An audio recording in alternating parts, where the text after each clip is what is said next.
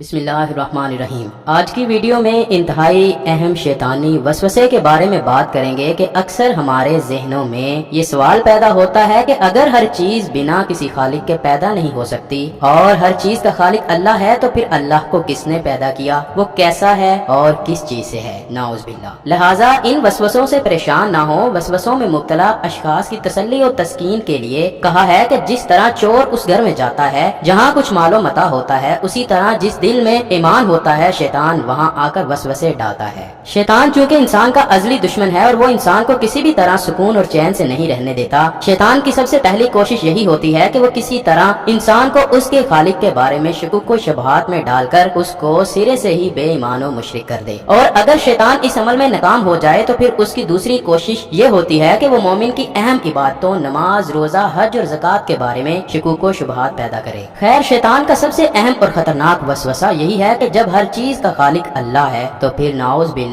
अल्लाह पाक का खालिक कौन है। खैर, अगर तो ये सवाल मुसलमान के दिल में पैदा हो तो इसका जवाब हम कुरान और सुन्नत की रोशनी में दे सकते हैं, लेकिन अगर कोई गैर मुस्लिम ये सवाल करे तो उसका जवाब हम वीडियो के आखिर में देंगे। सबसे पहले ये जवाब देते हैं कि अगर मुसलमान के दिल में ये वसवसा पैदा हो तो फिर उसका क्या हल है। फ्रेड हाइल लिखता है कि इस बात का इम्कान कि दुनिया खुद ब खुद वजूद में आई, ये इससे ज्यादा कुछ नहीं है कि हम ये यकीन कर लें कि कभी कोई हवा चली हो और कूड़े के ढेर से एक हवाई जहाज बन गया हो। रिचर्ड डॉकिंस अपनी किताब द गॉड डेल्यूजन में लिखता है कि अगर ये मान लिया जाए कि जहाज खुद नहीं बन सकता, इसको किसी ने बनाया है, इसी तरह ये दुनिया भी खुद नहीं बनी बल्कि इसको भी किसी ने बनाया है, तो फिर जिसने इन सब को बनाया तो उसको भी तो किसी ने बनाया होगा ना। खैर, अगर तो ये सवाल मुसलमान के जहन में आए तो वो दर्ज झैल अहदीस पर गौर करे। सही मुस्लिम की हदीस नंबर 134 है कि हुजूर नबी करीम सल्लल्लाहु अलैहि वसल्लम ने फरमाया, हमेशा ही लोग एक दूसरे से सवाल करते रहेंगे कि अल्लाह ने हर चीज को पैदा किया तो फिर अल्लाह को किसने पैदा किया। तो जो शख्स ऐसा अपने जहन में पाए तो वो ये कहे,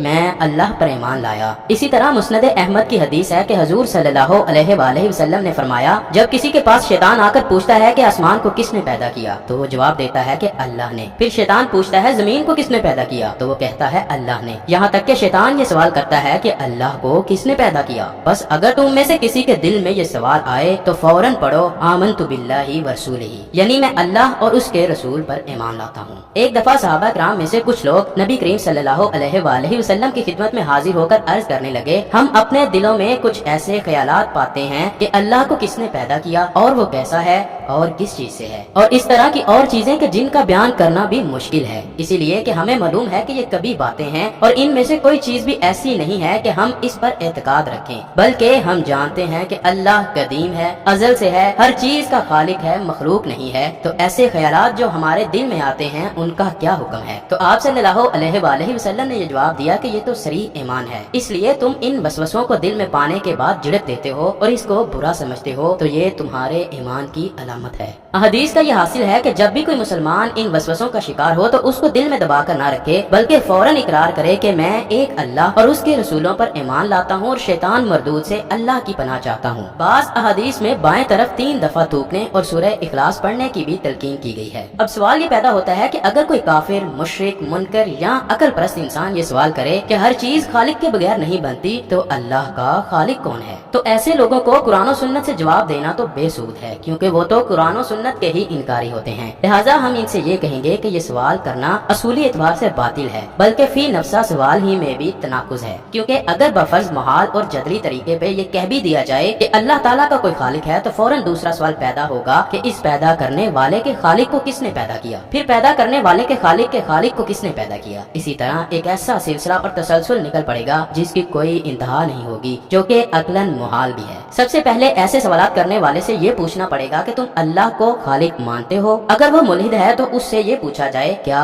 ये बगैर किसी पैदा करने वाले के खुद ब खुद पैदा हो गए हैं या ये खुद पैदा करने वाले हैं। अब कोई भी अकल रखने वाला शख्स ये नहीं मान सकता कि उसने खुद को खुद ही पैदा किया है, और ना ही ये माना जा सकता है कि इंसान खुद ब खुद पैदा होते जा रहे हैं। ला मुहाला ये मानना पड़ेगा कि कोई खालिक जरूर है और वो अल्लाह ही है। चनाचे जब ये वाज़िह हो गया कि ना तो वो बगैर खालिक के पैदा हुए और ना ही उन्होंने खुद को पैदा किया, तो मुतय्यन हो गया कि उनको पैदा करने वाला और उन्हें वजूद में लाने वाला, फिर जब ये काफिर, मुशरिक, मुल्हिद, मजनू और बेअकल ये तस्लीम कर ले कोई ना कोई जरूर है, तो हम इनसे दोबारा सवाल करेंगे कि क्या खालिक मखलूक हो सकता है? हरगिज हरगिज नहीं, क्योंकि इससे इज्तिमा नकीज़ीन लाजिम आएगा। हम मजीद कह सकते हैं कि खालिक के सिलसिले में اصل وجود ہے، کیونکہ اگر عدم اصل ہوتا تو وہ کائنات کو پیدا نہیں کر سکتا تھا، جیسا کہ گزشتہ سطور میں بیان کیا گیا ہے کہ معدوم کا خود کو پیدا کرنا ہی محال ہے۔ لہٰذا جب خالق کے سلسلے میں اصل وجود ہے تو اس کے سبب وجود اور اس کی خلقت کے بارے میں سوال کرنا ہی سرے سے باطل ہے۔ اسی طرح اللہ رب العزت کی ذات ازلی ہے، اس کا وجود اس کی ذات سے کبھی جدا نہیں ہو سکتا۔ اسی طرح اگر ہم کہیں کہ ہر چیز کا کوئی نہ کوئی خالق ہے، چنانچہ کائنات کا کوئی خالق ہے، پھر اس کائنات کو پیدا کرنے والے کا کوئی خالق ہے، پھر اس کے پیدا کرنے والے کا خالق کوئی خالق ہے، پھر اس کے پیدا کرنے والے کا